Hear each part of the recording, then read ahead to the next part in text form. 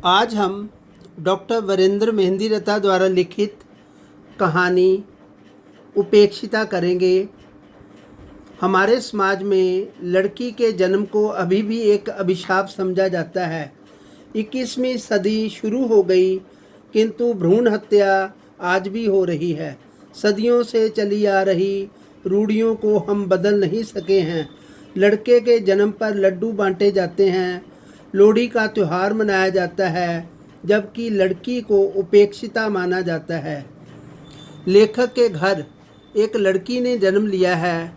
उसकी सुंदरता को देखकर लेखक सोचता है कि बच्चे सचमुच भगवान का रूप होते हैं, किंतु समाज में लड़की को उपेक्षा की दृष्टि से देखा जाता है। अस्पताल की नर्स ने भी लड़की के जन्म को की खबर सुनाना भी उचित नहीं समझा था। वहां उपस्थित एक बुढ़िया ने भी कहा, तैयारी तो लड़के की थी, पर हुई लड़की। समाज में लड़की को जन्म देना कष्टदायक माना जाता है, जबकि लड़के को जन्म देने पर माँ अपनी तकलीफ भूल जाती है। लेखक सोचता है कि क्या उसकी पत्नी कमला भी ऐसे ही सोचती होगी।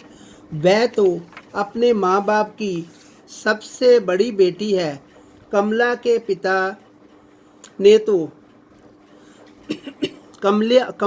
पिता ने भी लड़की के जन्म को अच्छा माना था।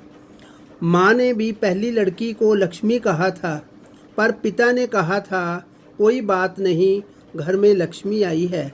लेखक को कोई बात नहीं का अर्थ समझ में नहीं आया। लगा कि वे लेखक को तसल्ली दे रहे हैं और अपने मन को समझा रहे हों। इसी कारण लड़की के जन्म की सूचना तार द्वारा ना भेजकर पोस्ट कार्ड द्वारा भेजने को कहा था। चंडीगढ़ में जैसे जैसे लोगों को पता चला, वे मिलने आने लगे। मिसेस चोपड़ा ने जब कहा कि आजकल लड़के और लड़की में कोई अंतर नहीं होता, तब लेखक का तनाव कुछ कम हुआ। लेखक के एक मित्र ने कहा कि लड़के के जन्म पर उसे चिंतित नहीं होना चाहिए।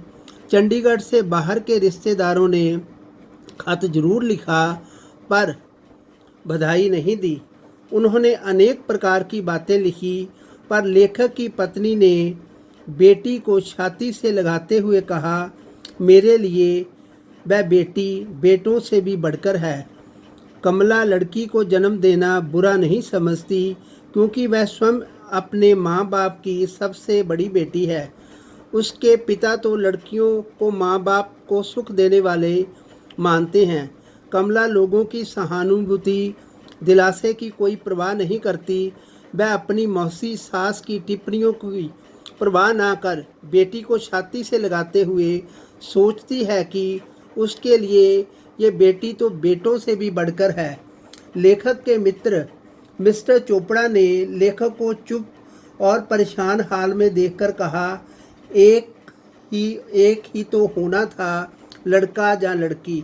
भले ही उनकी आवाज़ धीमी और ढीली थी, मिसेस चोपड़ा ने लड़के और लड़की में कोई फ़र्क ना होने की बात कहकर लेखक के तनाव को कुछ कम किया।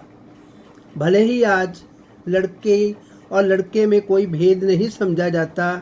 किरण बेदी जैसी लड़कियां उच्च पदों पर पहुंचकर अपनी कार्यक्षमता का परिचय दे रही हैं, पर विद्यार्थियों, हमारी मानसिकता अभी तक नहीं बदली।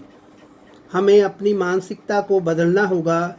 प्रस्तुत कहानी में अस्पताल की नर्स का व्यवहार और वहां मौजूद एक बूढ़ी औरत का ये कहना कि तैयारी तो लड़के की थी, पर हुई लड़की, इसी मानसिकता की ओर संकेत करती है।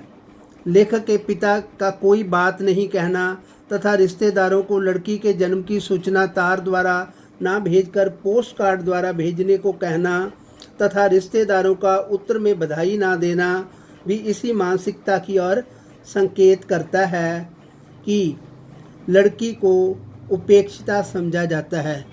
हमें अपनी मानसिकता को बदलना होगा। लेखक ने यही एक कोशिश की है कि हम अपनी मानसिकता को बदल सकें।